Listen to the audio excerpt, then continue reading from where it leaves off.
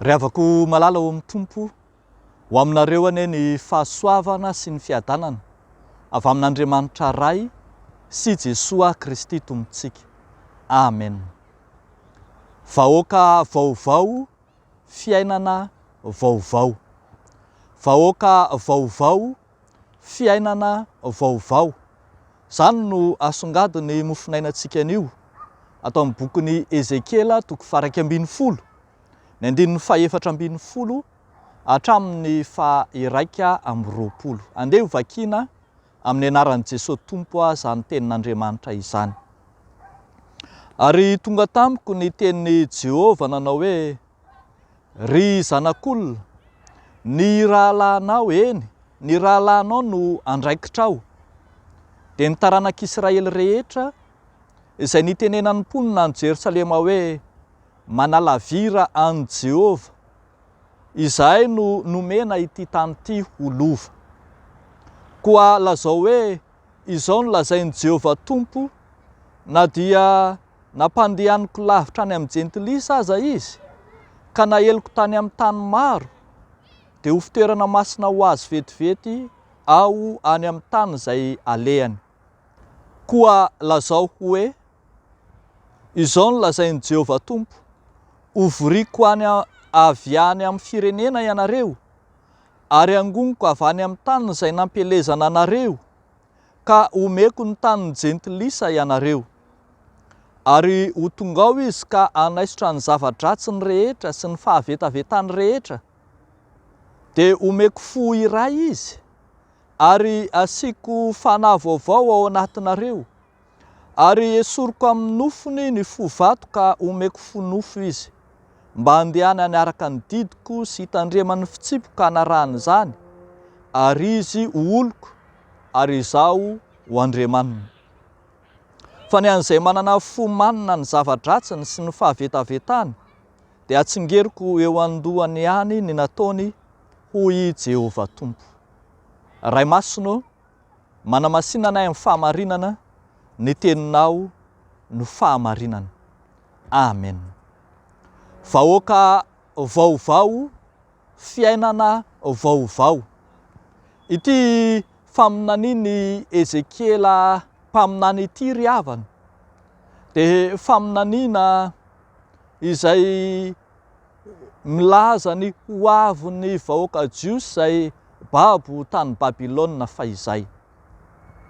Tany a Babilôna no nandreny faminaniana fa loza no manjo ny taniny, loza no mahazo ny olona fa toy ny hena andrahoana anaty vilany no mahanjo azy ireo, ka dia tsy misy anjara masoandro mihiratra ho azy ireo intsony.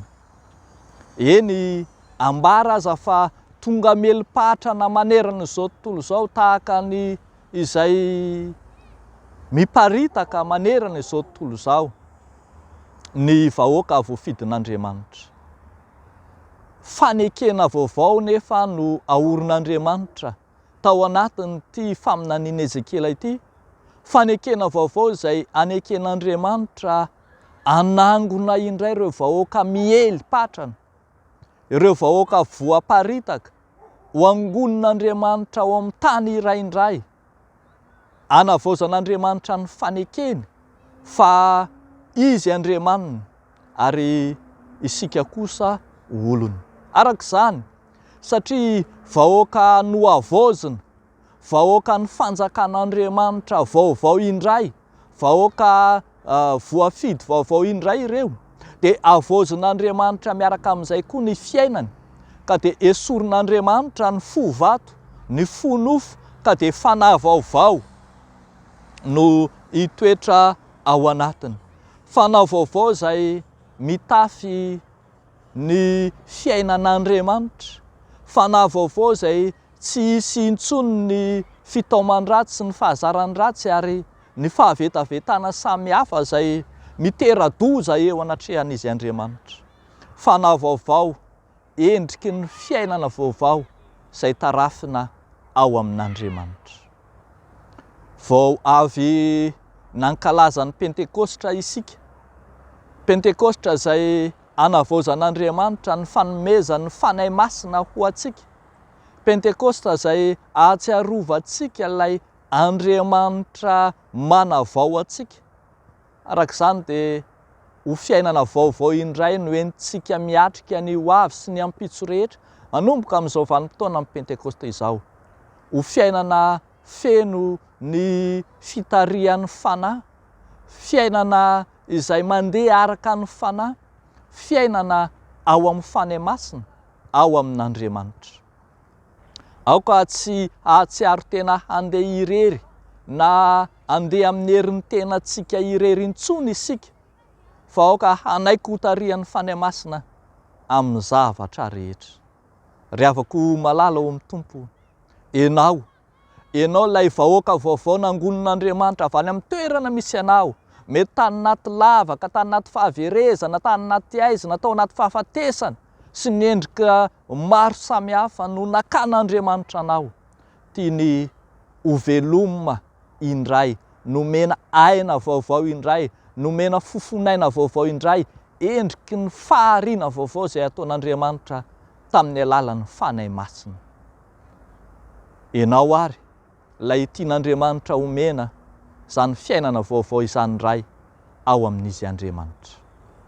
Asan'ny fanahy masina mihitsy ny manangona ny ondry very, fa izay nomena ny fanahy masina dia azo hery ka tonga vavolombelona manomboka eo Jerosalema sy Jodia, Samaria, hatrany amin'ny faran'ny tany, anangona ny olona indray ho ao amin'Andriamanitra, hitaona ny olona ho voavory ao amin'Andriamanitra, ka dia fanahy vaovao no atao anatiny, fiainana vaovao no entiny, eny fiarahamonina vaovao no tian'Andriamanitra ahorina indray.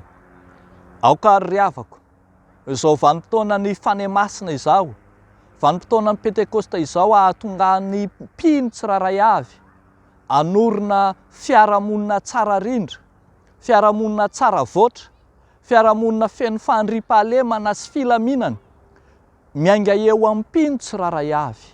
Ny tian'Andriamanitra ho ahorin'ny mpino dia filaminana fa tsy fikorontanana, tsy savorivory fa fandriam-pahalemana. Koa aoka ny mpino izay nandray ny fanahy masina ho tonga fitaovana eo am-pelatanan'Andriamanitra, ampitana ny fiadanan'izy Andriamanitra rahateo. Dia ho an'Andriamanitra irery ihany ny voninahitra.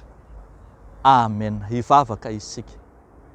Rainay masina sy tsara indrindro, isaoranay tokoa ny anaranao ilay Andriamanitra tsy manary anay, ilay mitady sy mikatsaka anay mandrakariva mba tsy hisy ho very na dia iray aza.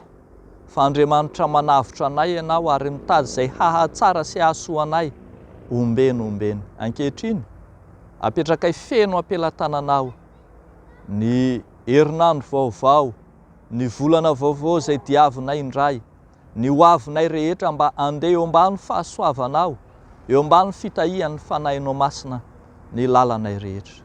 Ankininay feno am-pelatananao, ny isa-tokantrano, ny isam-batan'olona, ireo miasa, ireo mianatra, dia samy ho eniky ny fitahianao, ka tsy horon-java-manasatra, tsy horon-java-tsoa ao aminao Jesosy Kristy Tomponay. Ataonay izany vavaka izany, amin'ny anaran'i Jesosy Kristy Tompo. Amen.